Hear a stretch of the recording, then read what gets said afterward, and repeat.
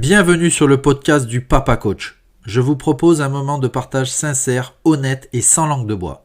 Je me présente, Volant Julien, 36 ans, papa de 2 garçons et beau-papa de 2 grands garçons, investi dans le monde du sport et de l'entraînement depuis plus de 15 ans. J'ai l'honneur de recevoir pour ce premier podcast Sébastien Hoffner, papa d'une petite fille et préparateur physique. Le podcast du Papa Coach te donne l'opportunité de découvrir les expériences, conseils et anecdotes de mon invité. Nous échangerons dans cet épisode sur le rôle du papa, l'organisation professionnelle et familiale, les moments avec et sans les enfants, la place du sport dans l'éducation. Bonne écoute. Alors, on n'est pas bien là avec le papa Seb Hoffner? On est bien, on est bien. En tout cas, on va tout faire pour. Ça va, Julien? Eh ben ça va et toi? Écoute, il est un petit peu tôt, mais tout va bien. C'est vrai, mais c'est normal, on se lève tôt nous, hein, les papas. Ouais, ouais, il faut tout gérer pour pouvoir faire un petit podcast avec son copain. Ouais. Bon, c'est bien. Aujourd'hui, un petit podcast qui n'a rien à voir avec, entre guillemets, nos statuts. On va pas parler de développement de qualité physique, mais on va cibler un point qui me coûte cher et je suis content d'amorcer cette première avec toi. Donc, on est là pour parler des papas, comme on l'a déjà dit. Je vais te laisser te présenter un petit peu ta profession, combien tu as d'enfants, si tu es en couple. Et puis après, à partir de là, on mettra en place notre discussion tranquillement. Ça marche. Bah, écoute, j'ai 43 ans. Je suis pacsé depuis plus d'une dizaine d'années. J'ai une petite fille de 2 ans. Voilà. Et mon métier, c'est être préparateur physique actuellement dans le rugby, à un statut un peu plus qu'amateur. Donc ça me demande beaucoup de temps. Ma femme, elle a un poste aussi à responsabilité dans une entreprise française. Et on a décidé, il y a un peu plus d'un an, de déménager en Haute-Savoie. Alors, à la base, on est parisien, pardon. Et puis voilà, c'est un bonheur. Du coup, une vie active et une princesse entre les pattes. C'est ça, c'est C'est ça. beau. Et faut que ça fonctionne. Et il faut que tout ça fonctionne. Ma première question dans ce que tu nous as exposé, moi j'aimerais savoir comment tu vois déjà d'une manière générale la place du papa dans notre société qui évolue et qui a évolué euh, au fil des années. Alors, moi, je viens d'une famille, enfin, ma génération, on va dire un peu, où en gros, le papa travaille et la maman s'occupe des enfants. Alors, moi, j'avais une maman qui travaillait aussi beaucoup. Et ma femme, pareil, elle a eu cette éducation. Nous, on essaye d'être là au maximum pour notre enfant, parce qu'on n'aura qu'une seule fille, pour diverses raisons. Donc, on essaye de faire en sorte d'être le plus présent possible. Donc, aujourd'hui, c'est quoi? Bah, c'est être présent pour jouer avec elle, pour lui apprendre des choses. Après, bientôt, ça sera pour l'école, pour les devoirs, ainsi de suite, pour le sport. Ensuite, la place du papa au démarrage, faut pas se mentir, c'est un peu compliqué. Surtout que moi j'étais à distance, donc j'étais en Haute-Savoie et ma conjointe elle était à Paris enceinte et puis après elle a gardé notre fille pendant un an pratiquement toute seule. Donc c'était pas évident de trouver sa place. Alors déjà je pense qu'en temps normal c'est pas évident pour un papa, mais là encore un petit peu plus parce que bah, je suis tombé dans le piège de bon bah voilà elle gère quoi. Donc quand je rentrais les week-ends, bah, je me la coulais un peu douce. Puis pour créer du lien, en fait, on s'en rend pas compte, mais même un bébé, on peut créer du lien. On se dit, ça va, on a le temps, et ça dort pas, enfin, ça dort, pardon, ça dort, ça mange, donc il a pas besoin de son père, il sait pas ce que c'est.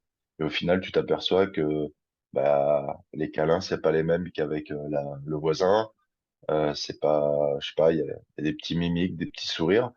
Puis au fur et à mesure, tu te dis, mais en fait, je suis important. Et puis au fur et à mesure, bah voilà, tu essayes de créer des liens. C'est pas facile tous les jours, dans le sens où, avec ma femme, on a décidé d'avoir aussi une carrière professionnelle. Mais voilà, j'ai l'impression qu'on a trouvé depuis qu'on est ici et depuis que aussi notre fille a un peu grandi, on a trouvé une sorte d'équilibre. C'est-à-dire que quand il y en a un qui doit bosser beaucoup, l'autre prend le relais. Je te donne un exemple. Ce matin, voilà, je lui ai demandé d'être présente, parce que normalement c'est moi qui gère les matins. Je lui ai demandé d'être présente pour pouvoir faire ce podcast, parce que c'était important pour moi. Et du coup, bah, voilà, Je remercie madame. je lui dirais, je lui dirais. Donc voilà, je pense que c'est fini l'époque où l'homme doit faire ci, la femme doit faire ça. Enfin, on a tellement d'enfants malheureux ou de couples malheureux. Il faut essayer voilà, de tout faire. Après, je suis pas parfait, hein, qu'on soit clair. Déjà, il n'y a pas de guide du papa, je pense. Donc, Non. on essaye de s'appuyer sur ben, notre expérience qui vient au fil des jours. Peut-être notre expérience aussi, parce que moi, j'ai eu la chance, ou pas, je ne sais pas, mais de découvrir un peu la paternité avant que mes enfants arrivent, puisque Fanny avait déjà 2 grands. Donc, tu prends un peu cette figure-là. Mais c'est sûr que le processus, il est pris un peu à l'envers et tu essayes Mm. d'appliquer un peu ce que ta figure paternelle t'a mis en avant quand tu estimes que l'éducation et tout ce qui a fait a été bienveillant et bon pour toi, en fait. Donc, il n'y a pas de papa parfait. Je rebondis un peu sur ce que tu as dit sur l'importance du papa dès le départ. Si je peux prendre un petit exemple que j'ai kiffé faire au final, mais à chaque fois sur les 2 grossesses de Fanny, à chaque fois que je rentrais à la maison, je disais bonjour au ventre de la maman en disant bonjour Pablo, c'est papa, bonjour Sandro, c'est papa. Et au final, quand ils sont nés et qu'ils se sont mis à casser les pieds dès la première minute, à crier fort, et on sait pourquoi ils crient fort, et ben, quand l'infirmière m'a demandé d'approcher, donc, bien évidemment, ils se sont agrippés. Et puis, j'ai dit bonjour, Pablo, c'est papa. Et là, plus de pleurs. Donc, l'importance, je pense, du papa démarre très vite. Et tu l'as dit, tu as pu avoir un rythme un peu particulier. Donc, au final, comment toi, tu as vécu ça avec du recul, sans rien regretter, parce que tu as dit que tu as mis en place euh, la carrière pro en parlant avec madame sur le sujet, mais toi, du coup, tu n'as pas vécu la grossesse à côté de maman, quoi. Non, pas du tout. J'ai dû voir, j'ai dû voir ma femme avec un gros ventre 2 fois. Pourquoi aussi? Parce que notre fille est une grande prématurée. Elle est arrivée à 6 mois et demi, donc on va pas dramatiser. Tout s'est bien passé. Voilà, comme ça met le point sur la Euh, situation. Mais du coup, je rentre un week-end de repos. Et puis au final, j'ai passé 1 mois et demi à l'hôpital. Donc, euh, donc voilà, j'ai pas du tout eu enfin, et ma femme non plus du coup, hein. On n'a pas eu tous ces process de jeunes parents, la grossesse, le couple qui dira t'es belle, t'es belle quand t'es enceinte, tous ces trucs, bah, je peux même pas te dire parce que je sais pas ce qu'on dit du coup. Euh, et ça a été dur parce que je me suis mis à sa place à elle en me disant t'as pas connu tout ce que tes copines ont connu. Passer 1 mois et demi à l'hôpital, je le souhaite à personne, même si ça s'est très bien passé. Le stress, on se pose beaucoup de questions. Que ce soit notre premier ou notre quatrième enfant, je pense qu'on se pose les mêmes questions. On a eu la chance d'être très bien entouré par nos parents respectifs, et je pense que ça c'est ultra important. Et puis après, bah, j'ai choisi une femme qui a un caractère impressionnant et où elle a géré de main de maître notre fille pendant après 1 an toute seule. Donc, donc ça, j'ai cette chance-là, quoi. Du coup, par rapport à cette histoire-là, toi, tu mets l'importance de l'entourage et puis aussi le fait que ben, vous étiez soudés aussi pour, euh, pour subir cette expérience, hein. Parce que, comme tu l'as dit, normalement, on est tous réunis, sauf si papa part un peu en déplacement. Là, toi, quand même, tu étais assez loin. Mm. Et ben, je vous dis bravo. Je vous dis bravo. Parce que Merci. moi, il a fallu que je sois vraiment là, à présent, pour épauler. Et du coup, j'ai j'ai vite trouvé ma vocation. Et je te Mm. tire mon chapeau ben, par rapport à ça. Et toutes les situations sont différentes, mais bravo. Bravo. Merci, Julien. Merci, papa. Euh, on a exposé un petit peu ton cadre et ta vision sur la place du papa. J'aimerais maintenant, si tu le veux bien, qu'on rentre un peu plus dans le détail sur ton emploi du temps pro, combien de fois tu vas au travail, quels sont les moments où tu te retrouves du coup à la maison, en famille, les moments où tu te retrouves aussi ben, seul avec ta princesse et les moments où tu t'entraînes. Donc si tu peux un peu nous exposer ça pour qu'on puisse, Mm. ben, pourquoi pas avoir une idée d'un rythme de vie d'un papa qui est préparateur physique. Eh bien, on va faire simple. Le lundi, je travaille de chez moi et j'ai pas ma fille. On la met à la nounou. Le lundi me permet de gérer les lendemains de compétition, donc les blessures, les rendez-vous, les programmes d'entraînement, ainsi de suite. Et puis après, la partie famille, c'est-à-dire bah, le ménage, les courses, le jardin. Mais le mardi, je travaille toute la journée, donc à peu près de 8h30 à 21h, on va prendre large. Même chose mercredi. Le jeudi, c'est ma journée avec ma fille, totalement, ce qui permet à ma femme d'aller au sport, par exemple. Le vendredi, bah, rebelote, je suis au travail. Et le samedi et le dimanche, bah, ça dépend si je suis en déplacement 2 jours ou une journée. Donc potentiellement, le samedi, ça peut être notre journée à trois. Euh, et après, moi, je gère ma fille du lundi au vendredi, tous les matins, et ma femme tous les soirs. Ok. Voilà. Et, en termes d'entraînement, bah, j'ai décidé, vu que tu me connaissais, enfin, que tu me connais depuis longtemps, j'avais un home gym quand j'habitais sur Paris. Donc là, on vient d'acheter notre maison, mais il n'y a pas encore ce home gym. Donc du coup, avant, le sport était ma priorité. C'est-à-dire que je devais absolument faire mes séances, quelles qu'elles soient, tant de fois par semaine. Aujourd'hui, bah, il y a d'autres priorités. Donc du coup, j'essaye de m'entraîner quand je travaille avec mes joueurs ou tout seul. Donc en fait, c'est simple, c'est au moins 3 fois par semaine, pas plus, parce que je m'entraîne pas le jeudi, ou alors cas exceptionnel, mais c'est pour soit partager un moment avec ma fille, pour lui montrer quelque chose, ou soit parce que effectivement j'ai pas eu ma dose de semaine et j'essaye de d'aller chez chez Laurent que tu connais très bien. Et voilà. Et puis le week-end, c'est hors de question que j'aille j'aille au sport, sauf quand je prépare une course de trail où bah là il y a pas le choix, mais j'essaye de soit partir tard, soit partir tôt. Voilà en gros mon rythme. Ok, ok.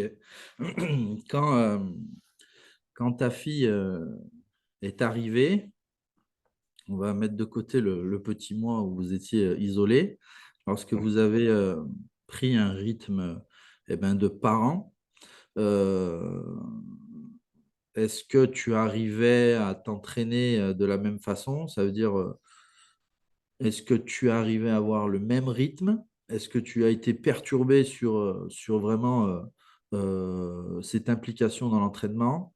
Est-ce que tu as vite revu les choses ou est-ce que tu t'es laissé un petit peu aller pendant un certain temps en mettant de côté vraiment cet aspect-là qui nous tient à cœur? Donc après notre passage à l'hôpital, en fait moi je suis reparti travailler. Donc j'ai repris ma vie en gros de célibataire géographique.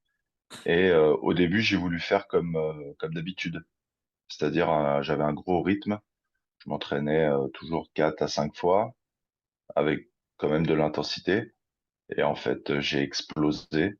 C'est-à-dire que j'ai eu des fatigues que j'ai jamais eues, je pense. Et pourquoi? Bah parce que tu t'inquiètes, parce que tu te dis t'es pas là, tu culpabilises un peu. Tu te dis tiens, je rentre que dans 3 semaines, donc c'est long, c'est court et à la fois c'est long. Voilà, donc tu te dis mince, qu'est-ce qui m'arrive? Tu commences à avoir des douleurs que t'as jamais eues. Tu vois, par exemple, moi j'ai eu un lumbago, chose que j'ai jamais vue et je fais partie des gens qui s'entraînent et qui ont un dos solide, tu vois. Donc là, tu te poses des questions et puis tu demandes à tes papas, à tes copains papas qui sont sportifs et te disent ouais, dans l'année, il y a blessure quoi. Et là, tu te dis ah ouais, ok, donc faut que je régule comme un athlète. Et puis bah tu régules et puis très vite après ça switch sur quand même d'autres priorités en fait. Et puis après bah quand tout le monde était en Savoie avec moi, et bah là ma femme elle sait très bien que j'en ai besoin. Donc on a pu voilà, on a pu prioriser et puis organiser ça ensemble. Tout reste quand même bien, bien organisé sur ce plan-là. Du coup, Ouais, madame, elle s'entraîne combien de fois? Parce qu'on a mis en avant que toi, tu t'entraînais 8 fois par jour, mais madame, j'ai entendu qu'une fois. après il y a le lundi aussi en optionnel suivant comment elle est motivée. J'espère qu'elle écoutera pas le podcast, mais voilà, le jeudi, c'est sa journée sport chez Laurent Maréchal. Et le Profond. lundi, pareil. Et le lundi, pareil, suivant son travail. Mais voilà. Ok, Elle s'oblige le jeudi. ok, ok. Euh, Est-ce que tu as eu des perturbations un peu sur le sommeil ou d'un point de vue alimentaire? Donc, du coup, sur les premières années et les premiers jours de vie, non. Enfin, j'essaye de faire le lien avec ton organisation, hein. Du coup, Hmm. toi, tu retournais à chaque fois en Savoie. Ça a duré combien de temps jusqu'à qu'elle revienne? Parce qu'au final, pour poser vraiment le cadre de dire on est tous à la maison et là, le rythme, il va être totalement différent. Février, mars, avril. 6 mois. Tu es resté 6 mois, entre guillemets, seul. Ouais. Quand tout le monde est arrivé à la maison, est-ce que tu as été perturbé sur le sommeil durant les nuits, Alors etc.? moi, déjà, moi, j'ai une carrière de sapeur-pompier juste avant. Et déjà, j'ai pas un sommeil très, Ouais, très normal. Donc, non, je pense pas avoir eu plus de perturbations que ça. Je me suis pas réfugié dans le chocolat ou dans l'alimentation. Le chocolat, il était déjà avant et je pense qu'il y sera après. Non, juste que quand on a pareil, notre enfant dort plutôt bien, sauf que le problème, c'est que quand tu as un gosse qui dort pas tout le temps, tu as une habitude. Et que nous, quand ça se passe mal une nuit, c'est catastrophique parce que t'as pas l'habitude. Et du coup, c'est là où le lendemain, c'est compliqué, quoi. Tu vois, pour te donner un ordre d'idée, notre fille, depuis bébé, hein, en gros, hein, sans compter les biberons et tout, c'est 8h, enfin 20h, 20h30, 7h du matin. oh, waouh. Voilà, tu vois, là j'ai marqué des points sur le podcast, tu vois. Du coup, Et c'est une prétendante pour mes fils, quoi. Parce que déjà, de base, elle a été bien rien à organisée. voir, Ah, rien à voir. ok, ok, Là, on dérive sur le sujet. ok. Et du coup, bah voilà, à part que tu te réveilles et t'es stressé, tous les parents se sont levés en disant, c'est bizarre, elle pleure pas. Voilà. Mais par contre, quand un nouvel enfer, une nuit, c'est à peu près une nuit par mois en ce moment, là par contre, tu ramasses. Et là, d'un seul coup, tu perds tes repères le lendemain, tu vas pas pouvoir t'entraîner, tu vas travailler, tu vas être aigri, tu te trouves toutes les excuses du monde au final, parce que tu n'as pas l'habitude. Voilà. C'est comme l'entraînement, c'est pareil. Ah oui, bon, je vais pas m'accaparer le podcast, mais pour juste faire ces comparaisons-là qui sont ultra importantes, moi j'ai toujours bien aimé dormir. J'ai toujours été un lève-tôt par rapport à l'éducation au travail. Sauf que moi, j'ai subi un choc psychologique sur le sommeil. C'est-à-dire que j'ai eu deux garçons qui se sont permis de me réveiller tout le temps, en fait. Voilà, sans savoir à qui ils avaient affaire. Et comme j'étais ultra impliqué sur la démarche, eh ben, il a fallu se dire, ben, aujourd'hui, c'est moi qui dors, là, c'est à toi de te lever, etc. Donc, ça, c'est des procédés un peu théoriques qui, euh, qui vont bien. L'organisation du sommeil avec madame.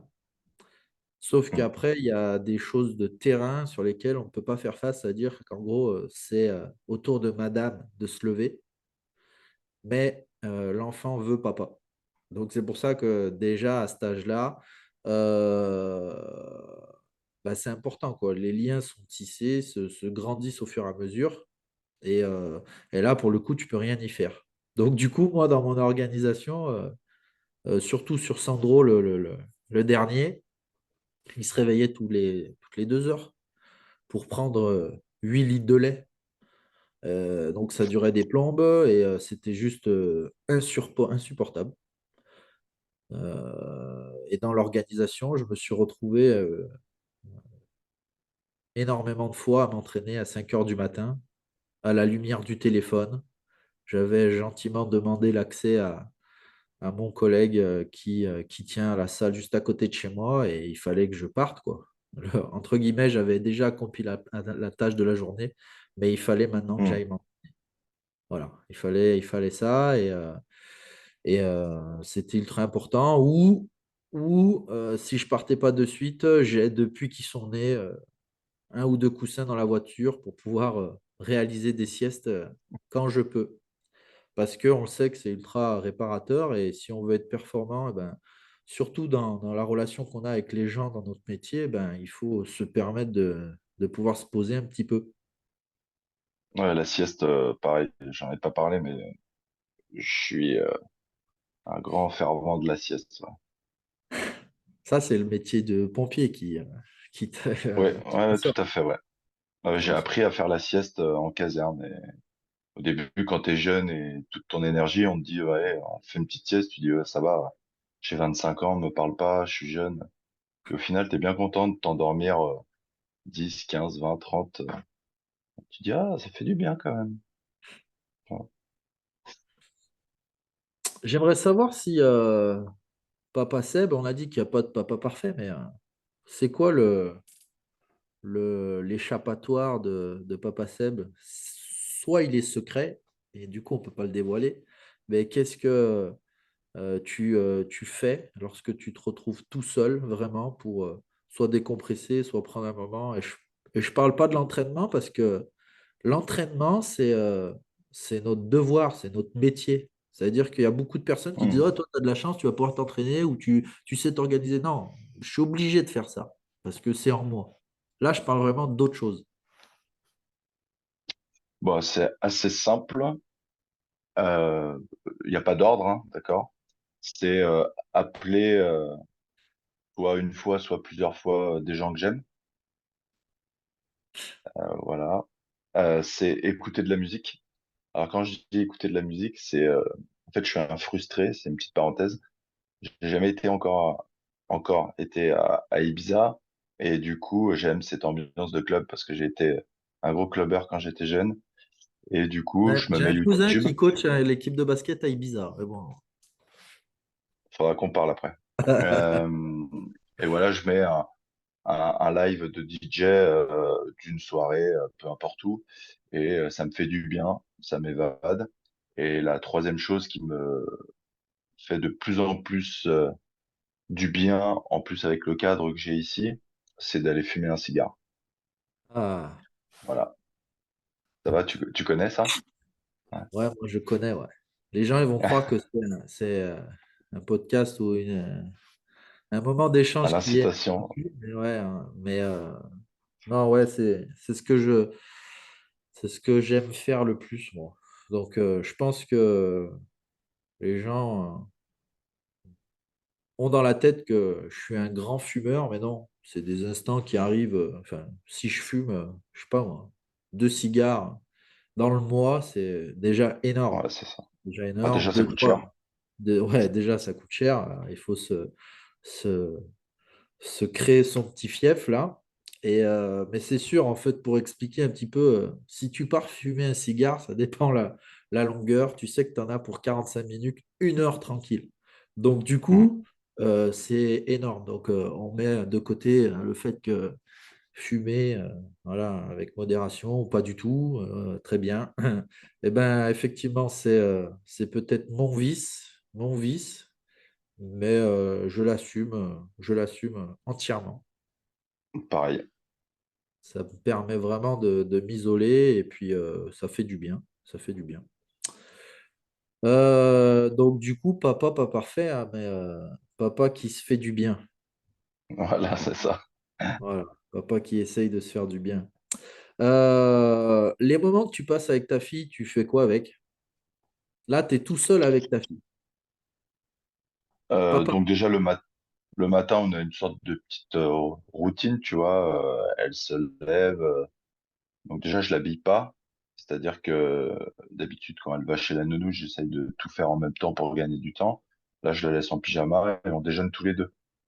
Donc voilà, on rigole sur le café parce que c'est un délire entre nous.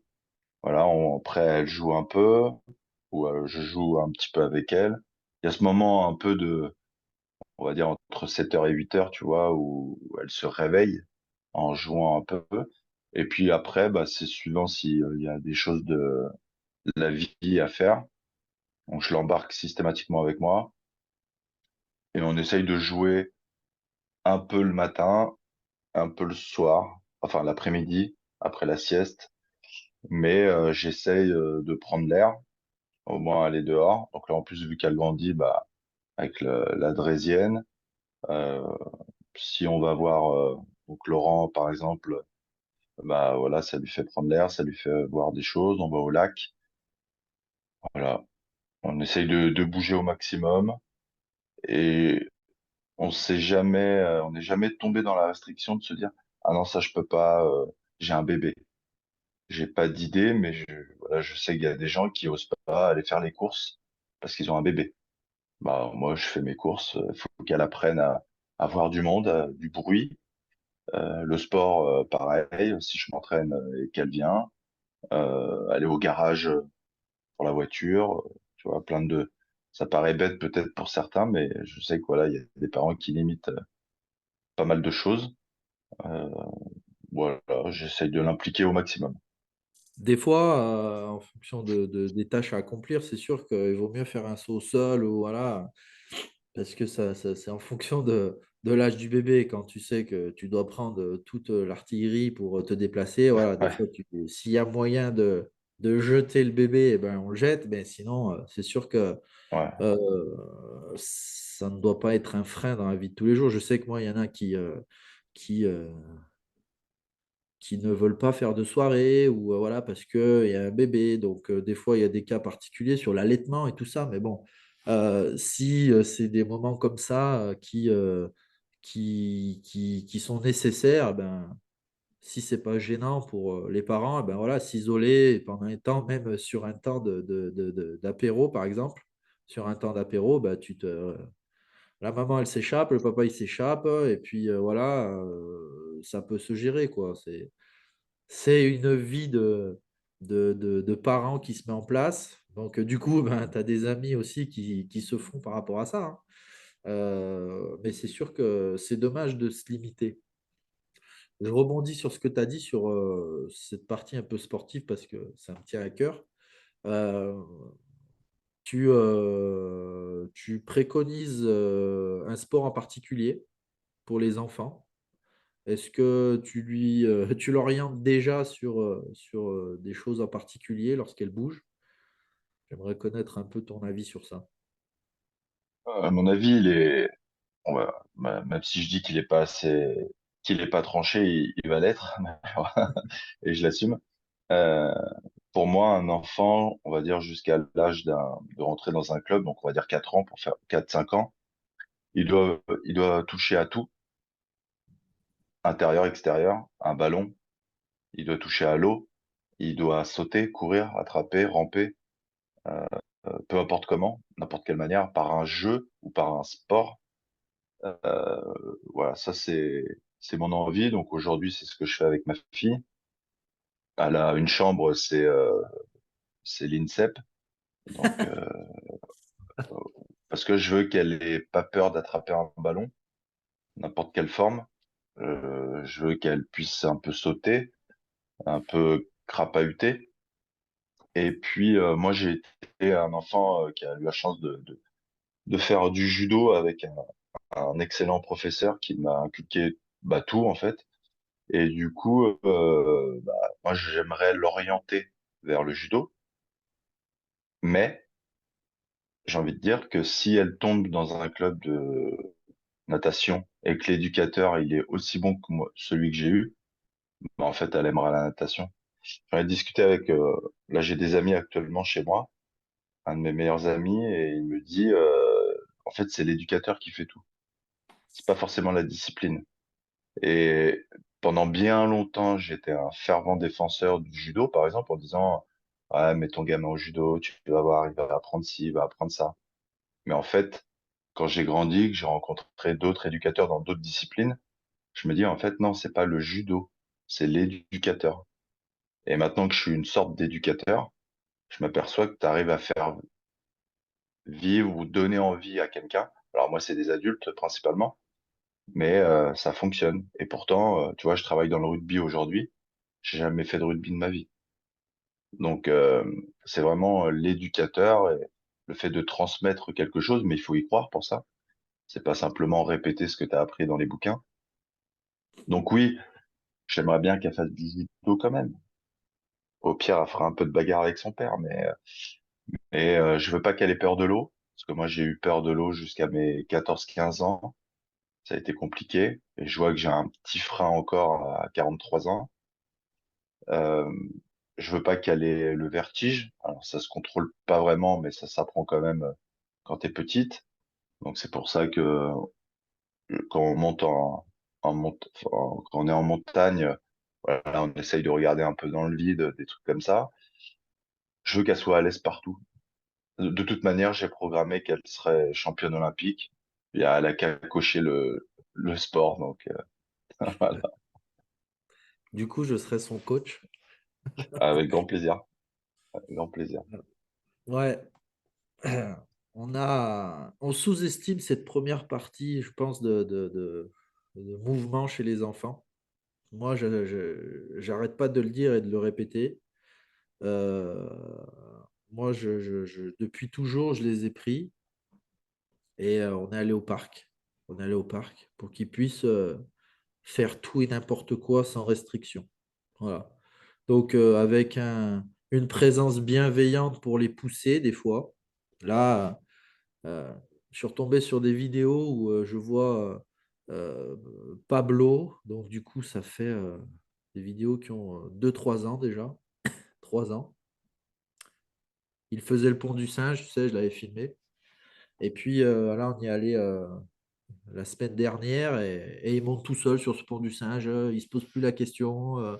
Il tient, il agrippe, il fait le tour, bref. Donc là, il y a eu un nouvel apprentissage qui s'est mis en place. Il aimerait passer par-dessus. Donc là, tous les parents, ils te regardent, tu vois. Qu'est-ce qu'il fait? Mais toi, tu es là, tu as confiance en lui parce que tu sais qu'il sait s'agripper. Et puis, au final, s'il sent ta présence, eh ben, ça lui fait du bien, ça peut le réconforter. Et après, du coup, ben, il a voulu tenter la roulade, passer par-dessus. Et puis moi, au final, il a gagné les JO. Il fait ça, il a gagné les JO, tu vois. Du coup, de l'autre côté, tu as le petit frère qui regarde et qui a envie aussi de passer le cap. Et toutes ces petites stratégies, je pense qu'elles sont importantes, surtout que, on en parlera un petit peu après, mais On doit faire face aux différentes addictions de télé, et bon, bref, de rester à la maison. Moi, ils ont besoin de ça. Ils ont besoin de sortir. Ils ont besoin de passer leur petit temps seuls devant la télé, de jouer, de faire plein de choses. Mais je sens quand ça monte et qu'ils ont besoin d'aller bouger, en fait, tout simplement, sans parler de sport, mais bouger, grimper, se laisser glisser, mettre les mains dans les graviers et puis se courir après. Donc, ça, je pense que c'est si on doit mettre ça en avant, même si ça dure que 15 minutes à la sortie de l'école, même si je pense que c'est un moment qui est ultra important dans leur apprentissage, quand c'est possible, bien évidemment. Et après, pour l'histoire du sport, bah, tu as tout dit, hein, ça dépend de l'éducation, ça dépend de l'orientation du papa, ça dépend aussi de ce qui se passe dans la cour d'école, hein, quand ils sont Mm. Avec les dans la copains, tout grandissent un ça. petit peu. Voilà. Bon, ils sont allés chercher, enfin, pour l'instant, Pablo, ben, aller chercher des sports qui sont à l'opposé de ce que je prêche. Il a commencé par la natation, après, il a fait 2 ans de cyclisme. Et, euh, et Dieu sait que le cyclisme, eh ben, ça rigole pas. Et là, on était dans des clubs qui étaient très à cheval sur l'entraînement, tu vois. Donc, faut y aller, hein, d'avoir 5 ans, de monter sur un vélo de cycliste, Ouais. ok, c'est pas un VTT, et puis partir sur un parcours de 2 kilomètres, faire une boucle, et à la fin, ben, être gagnant. C'est pas donné à tout le monde, hein, parce qu'en plus, tu rajoutes cet aspect-là mécanique. Je déraille, je fais quoi? Je tombe, je fais quoi? Je pense que j'ai repris l'endurance depuis ce temps-là, parce que j'essayais de me mettre dans des points stratégiques au lieu de courir après pour aider, si besoin. Voilà, et puis aujourd'hui, la natation, il a décidé de retourner à la natation. Moi, je ne lui prends pas la tête.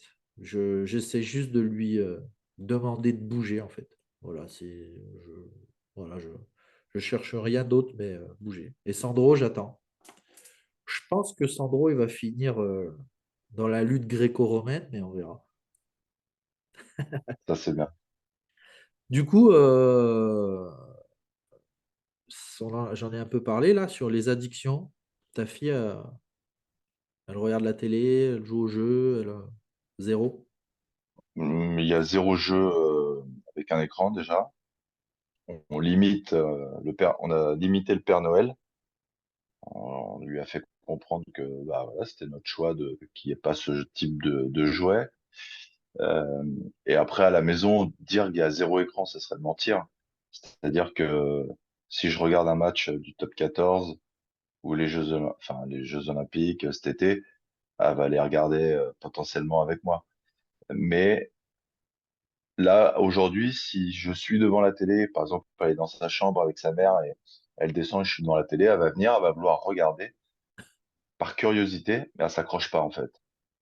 Parce que vu qu'on lui a pas donné encore une fois cette habitude, elle va regarder, elle va s'asseoir avec papa, elle va vouloir peut-être un câlin ou quoi, puis après, pouf, elle va partir parce que ça l'intéresse pas. Euh, c'est pareil quand j'écoute mes lives DJ, elle adore la musique. Donc ça, c'est pareil, c'est une valeur que je lui ai apportée. Elle est pas, alors elle est accrochée les 5 premières minutes, elle est accrochée sur l'écran parce qu'elle regarde tout le monde sauter en l'air. Et puis après, en fait, elle va danser vers ses jouets. Donc voilà, on va limiter au maximum. Après, ça va être aussi le contact avec les enfants à l'école, quand ils vont se dire, ouais, est-ce que tu regardes, je sais pas moi, Choupi à la télé, j'en sais rien. Tu vois, les émissions, moi, je suis d'une génération Club Dorothée, où je passais ma journée le mercredi, quand j'étais malade, euh, devant le Club Dorothée pendant 8 heures, quoi. Ça fait rire maintenant parce qu'il n'y a plus d'émissions comme ça. Mais tu commençais à 7h30, tu prenais tes BN, et puis t'attendais qu'une chose, c'est que ta mère te fasse à manger le midi, parce qu'il y avait la pause avec Jean-Pierre Pernaut, et puis après ça enchaînait jusqu'à 17h, et puis voilà quoi. Donc ça c'est fini, tant mieux. Et voilà, mais il y en aura des moments, moi j'ai envie de partager un Disney avec, ou alors peut-être pas un match ou une compétition de sport à la télé, mais des choses importantes, tu vois, une Coupe du Monde de foot, une Coupe du Monde de rugby, une finale de Jeux Olympiques. Tu vois, je trouve ça important aussi, ça fait partie de la culture. Mais tout ça, ça doit être cadré. C'est-à-dire que, exceptionnellement, ce soir, on regarde la finale du PSG en Ligue des Champions, tu vois, par exemple. Bon, Mais ça, bref, j'ai le temps, tu vois. J'ai le voilà. temps. Tu peux être tranquille. Elle ne regardera jamais la télé. Du coup, Euh, euh, on a donné accès à la télé sans tuer leur imaginaire. C'est le principal. Ils ont plein de livres, donc déjà, c'est plutôt cool sur ça. Ils mettent le nez dedans. Mais ils ont leur instant télé parce que peut-être qu'ils sont un peu plus grands. Ils regardent des dessins animés, beaucoup. On limite parce que on a constaté un changement au final, hein. Dès qu'ils regardent trop, ils deviennent barjots. Et comme j'ai pas envie de sortir tous les quarts d'heure pour les amener au parc pour qu'ils se dépensent, voilà, je pense qu'il faut qu'on vive aussi avec notre temps. C'est mon point de vue. C'est pour ça que le Papa Noël a osé amener la Switch à la maison. Mais au final, quand je les regarde faire, ils mettent en place à deux des stratégies. Ils ont au final une certaine psychomotricité fine à faire avec cette manette-là. Donc, je vois plutôt ce versant-là. Et puis après, apprendre à manipuler ce genre d'outils, parce qu'aujourd'hui, ça fait partie de notre vie. Et c'est sûr que si c'est pas cadré, c'est juste pas possible. Donc, mm, on peut avoir un moment où ils jouent et donc du coup, nous, on peut organiser des choses. Mais il faut absolument que ça soit cadré. Et il faut absolument, je préfère le répéter, ben, les faire bouger avant tout. Les faire bouger avant ouais, tout. tout à fait. Est-ce que toi, tu aurais des conseils à donner aux papas qui nous regardent? Donc, nous, on a un milieu un peu particulier. Voilà, on a une vie un peu particulière. On est orienté et tourné vers le sport. Mais tu conseillerais quoi à un papa qui fait un peu de sport ou au final pas du tout, mais qu'est-ce que tu pourrais lui conseiller? Bah, j'ai envie de dire, je vais reprendre tes mots pour tes gamins. Tu t'en fous de l'activité du moment qui bouge. Voilà. Donc, je dirais au papa qui, et c'est humain, hein, de se trouver des excuses en disant j'ai pas le temps, ou c'est trop cher, ou machin. Faites une activité, peu importe le temps, peu importe ce que c'est. Mais si ça vous fait du bien, tant mieux, parce que c'est le but au final. Si on était champion olympique, ça ferait bien longtemps qu'on serait en train de s'entraîner. Donc voilà, c'est si c'est courir 10 minutes parce que soit j'ai pas le temps, soit parce que j'ai pas encore le niveau pour faire plus, bah c'est 10 minutes. Si c'est faire 50 séries de 3 pompes devant son lit le matin à 5 heures du matin, bah oui, c'est pas génial comme entraînement parce qu'on voit mieux sur les réseaux et ainsi de suite, mais si avec ça je me sens confiant, bien dans ma tête, en bonne harmonie dans ma famille, bah feu quoi. Et puis après, peut-être d'autres trucs, hein. Je sais pas, mettre deux, trois prises d'escalade dans son garage. Ça, j'avais fait ça à Paris.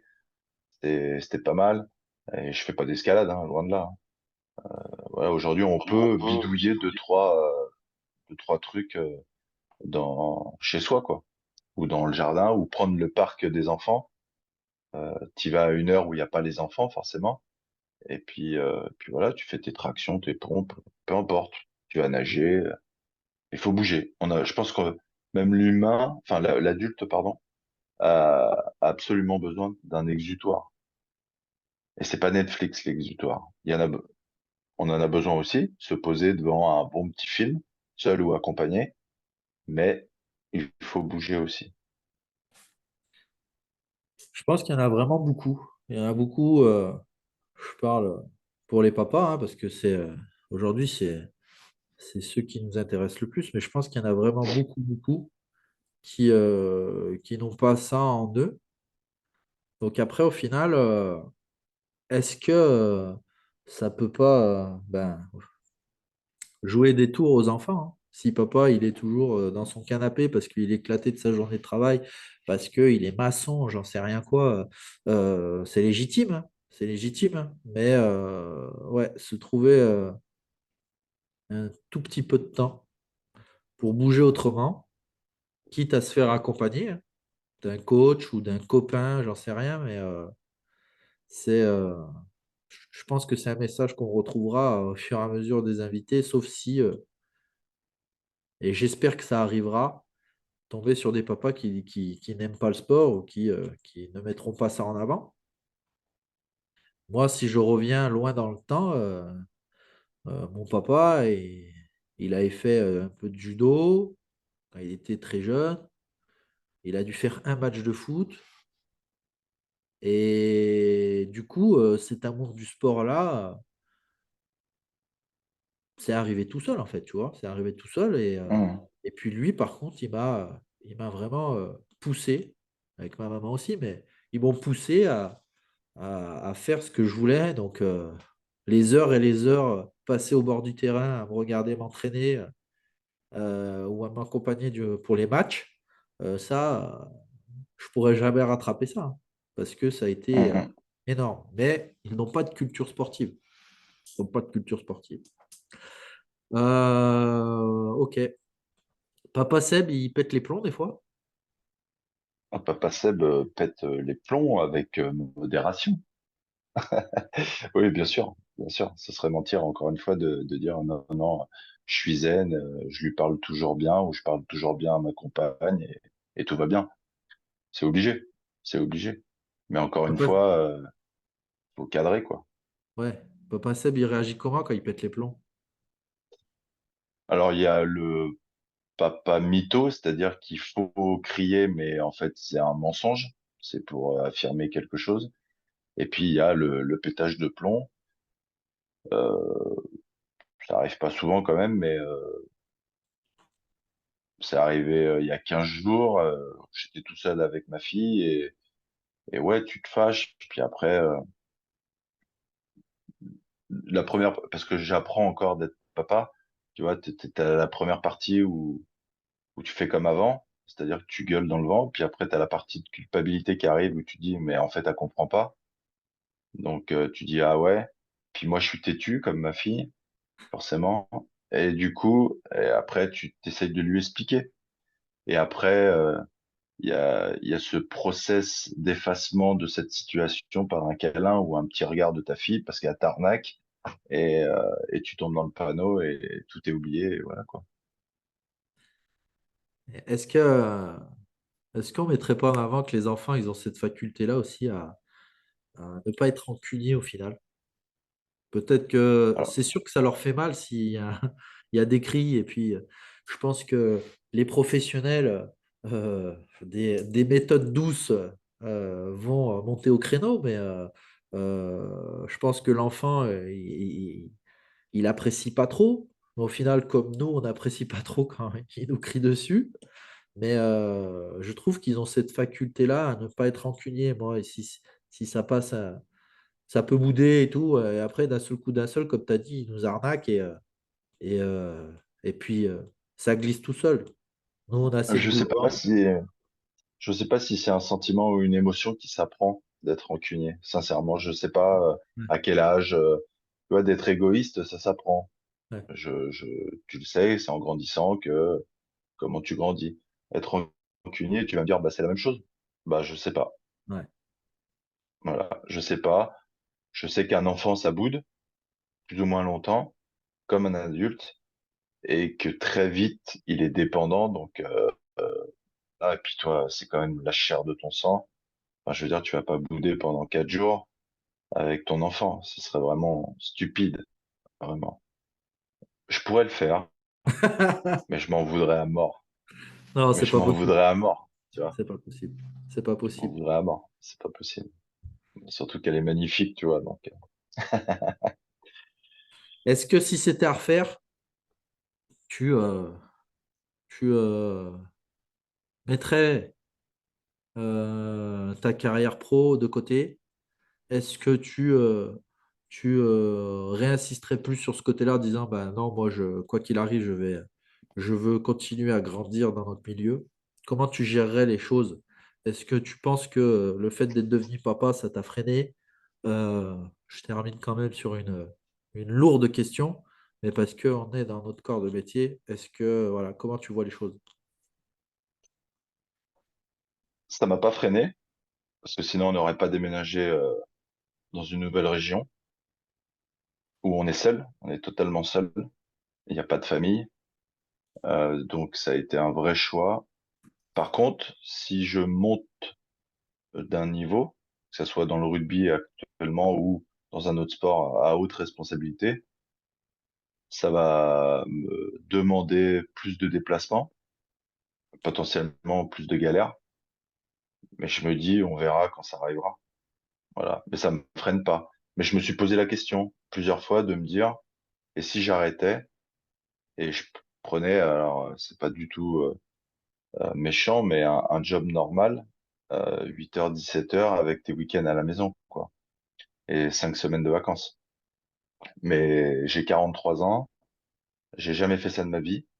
J'ai toujours eu des emplois du temps un peu particuliers, donc je sais pas faire en fait. Je sais pas faire et je pense que je me ferais chier, je serais pas épanoui. Et après on tombe dans le cercle. Le papa est pas épanoui. Du coup, qui c'est qui ramasse? C'est la famille et ainsi de suite. Aujourd'hui, je suis pas totalement épanoui, mais je suis dans une magnifique région. Je fais le métier que j'aime à plein temps. Ça c'est parce que dans notre milieu c'est pas simple. Et j'ai ma femme et ma fille. Tout le monde va bien. Royal. Et j'ai encore des cigares dans ma boîte à cigares, donc ça va. Donc, Eh bien, c'est top. On va terminer sur ça. merci papa. Merci beaucoup pour cette première. On se dévoile un petit peu, on dévoile des rythmes de vie, des petites histoires. Et puis, je pense que c'est important. Aujourd'hui, il n'y a rien à vendre. Aujourd'hui, on est là pour essayer d'épauler les papas qui peuvent nous écouter. Et après, bien évidemment, si toi, tu restes disponible pour pouvoir échanger, s'il y a des papas qui sont intéressés, on peut te retrouver sur les réseaux, sur Instagram, Instagram. LinkedIn. Voilà, donc Voilà. voir si toi tu es ouvert sur ça sans que ça te prenne la tête. Sinon, tu m'envoies toutes les questions. Et puis voilà, je te remercie beaucoup de ta franchise, de ton moment, d'avoir mis de côté ta fille pour cette matinée. Mais bon, ça fait partie de l'organisation. J'espère que tu rattraperas ce temps-là. Ça Euh, marche. je vous dis merci pour l'écoute et puis on se retrouve pour le prochain podcast. Merci Seb. Merci papa.